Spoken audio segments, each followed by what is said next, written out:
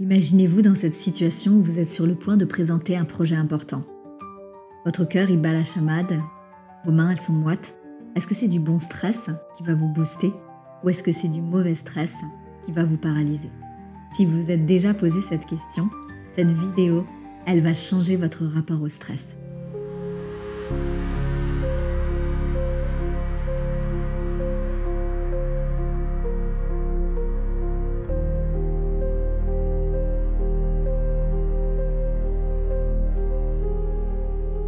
Bonjour à toutes et à tous, je suis Armelle Atina, je suis coach sophrologue spécialiste en neurosciences, en intelligence émotionnelle et en transformation humaine depuis plus de 10 ans.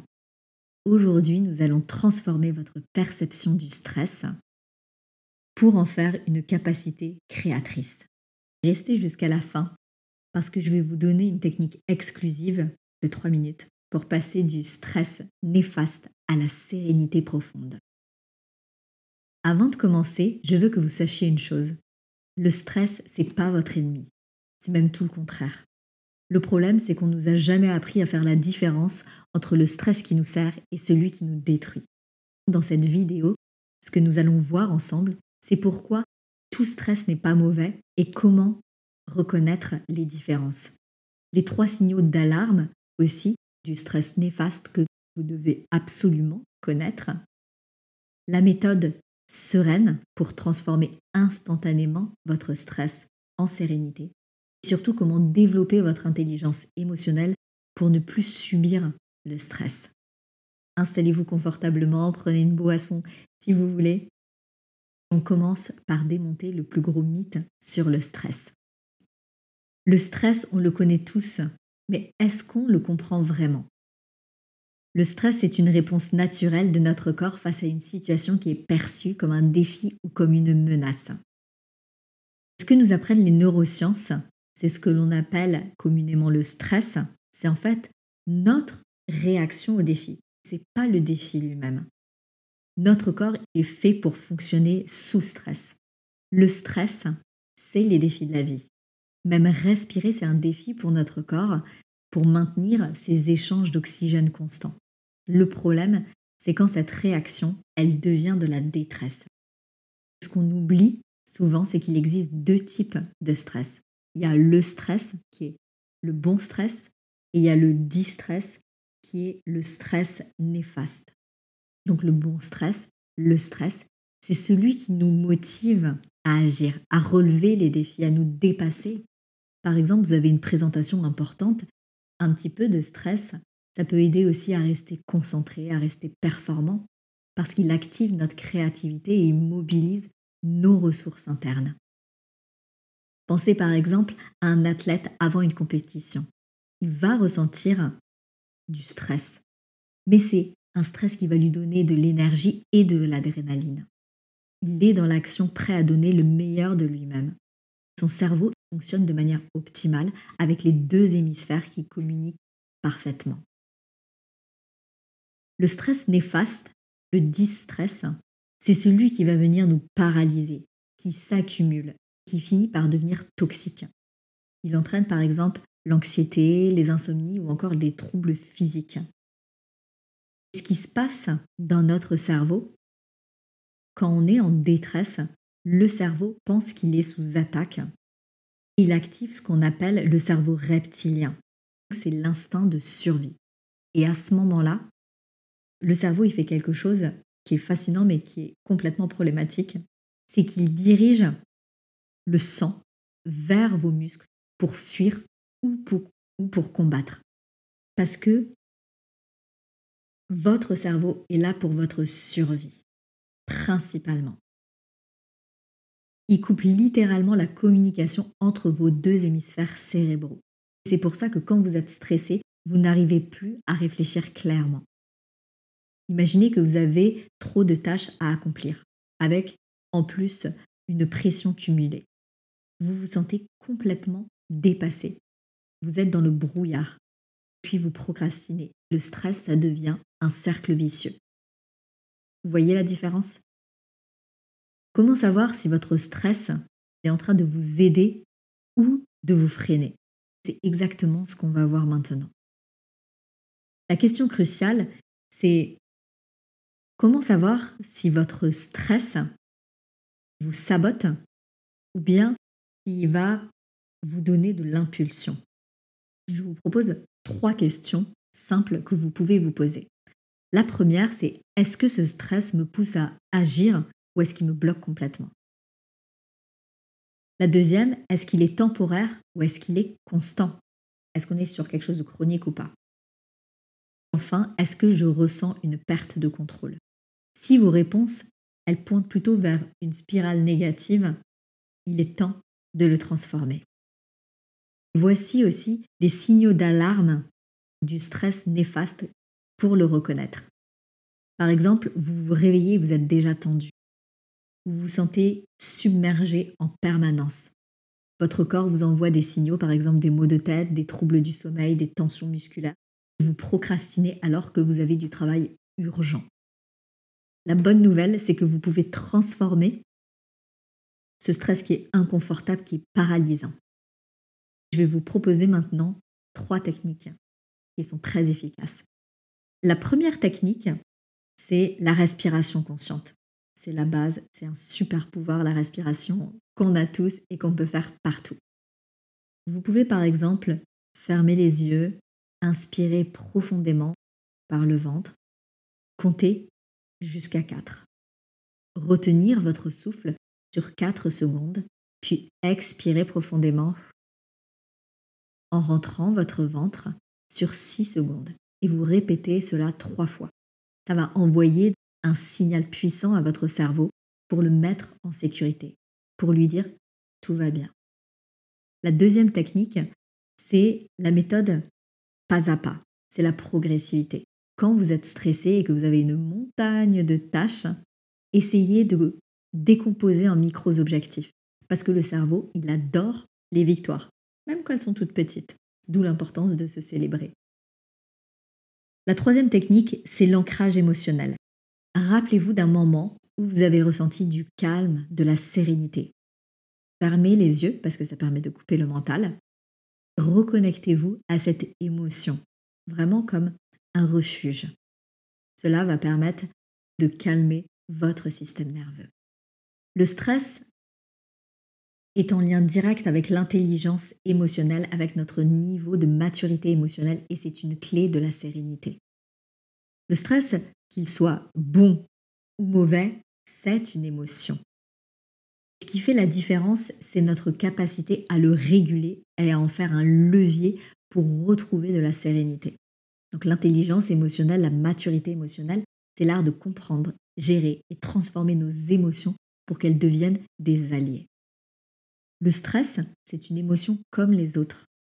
En l'observant sans jugement, vous commencez à reprendre le lead, à être dans la maîtrise. Ce que les neurosciences nous apprennent, c'est que vos émotions, elles créent littéralement votre réalité. Pourquoi? Parce que votre cerveau inconscient, il ne fait pas la différence entre ce que vous imaginez et ce que vous vivez réellement. Ça, c'est en lien avec votre ressenti. Si vous imaginez constamment le pire, votre cerveau reste en mode survie. Si vous cultivez des images positives, vous activez votre zone créative. Le problème, c'est que nous utilisons cette zone créative en général que 5% du temps, sauf quand nous parlons. C'est pour ça que verbaliser ce qui nous stresse aide énormément. Je vous propose maintenant une pratique très rapide que vous pourrez refaire en toute autonomie. C'est le scan corporel émotionnel. Donc c'est une pratique qui est issue de la sophrologie que j'utilise depuis des années, aussi bien sur moi qu'avec mes clients. Prenez 2 minutes, fermez les yeux, installez-vous confortablement si ce n'est pas déjà le cas. Connectez-vous avec votre respiration. Scannez votre corps de la tête aux pieds. Où ressentez-vous votre stress? Est-ce que c'est dans la poitrine? Est-ce que c'est dans le ventre? Est-ce que c'est des tensions dans les épaules? Maintenant, au lieu de subir cette pression, dialoguer avec elle. Qu'est-ce que tu veux me dire? Quel message as-tu pour moi? Respirer dans cette zone pour créer cet espace, cette ouverture. Peut-être que vous n'allez pas tout de suite avoir la réponse. Peut-être que ça va être dans les minutes, dans les heures, dans les jours qui suivent. Mais vous avez créé cette connexion. Parce que souvent, observer et accueillir, ça suffit à réduire déjà le niveau de stress. Surtout, cette pratique, elle favorise cette connexion profonde entre le mental et le corps. Il y a 4 piliers de l'intelligence émotionnelle qui sont importants face au stress. Il y a d'abord le pilier de la conscience émotionnelle. C'est savoir reconnaître. Plus vous allez faire, par exemple, cet exercice de scan corporel, plus vous allez pouvoir reconnaître « Ah, tiens, là, je commence à stresser ». Plus tôt vous détectez, plus c'est facile à gérer. Le deuxième pilier, c'est l'autorégulation émotionnelle. C'est d'avoir des outils pour transformer cette émotion avant qu'elle vous submerge. Puis il y a la motivation interne, c'est comprendre votre grand pourquoi. Pourquoi vous faites ce que vous faites. Quand vous êtes connecté à ce grand pourquoi, le stress, ça devient un carburant. Et le dernier pilier, c'est l'empathie sociale. C'est le fait de savoir demander de l'aide, de pouvoir bien s'entourer et de communiquer sur votre stress. On arrive maintenant à la méthode Seren, S-E-R-E-N. Cette technique, je l'enseigne à mes clients de façon plus approfondie, mais là, je vais vous donner les éléments essentiels pour que vous puissiez déjà transformer votre façon de gérer le stress. Le S, c'est le stop. Dès que vous ressentez le stress monter, dites-vous littéralement stop dans votre tête. C'est le signal pour votre cerveau d'arrêter l'escalade. Vous reprenez également le contrôle. Le contrôle, la maîtrise. Le E, c'est écouter. Écoutez votre corps comme on a pu le faire. Le R, c'est respirer. Par exemple, prenez 3 respirations profondes. La respiration, ça active votre système nerveux parasympathique. C'est le mode frein, c'est le mode sérénité de votre système nerveux. Le E, le deuxième E de sereine, c'est évaluer. Posez-vous la question, est-ce que ce stress, il m'aide ou est-ce qu'il me nuit? Cette réaction, est-ce qu'elle vient d'un ancien programme de survie ou est-ce que c'est de l'espace de ma zone créative? Ça vous permet de prendre du recul, de vous satelliser. Si c'est du bon stress, vous le gardez. Si c'est du stress néfaste, vous passez à l'étape suivante. Le N, c'est naviguer. Au lieu de réagir automatiquement, parce que vous êtes en mode survie, activez votre zone créative. Choisissez votre réaction.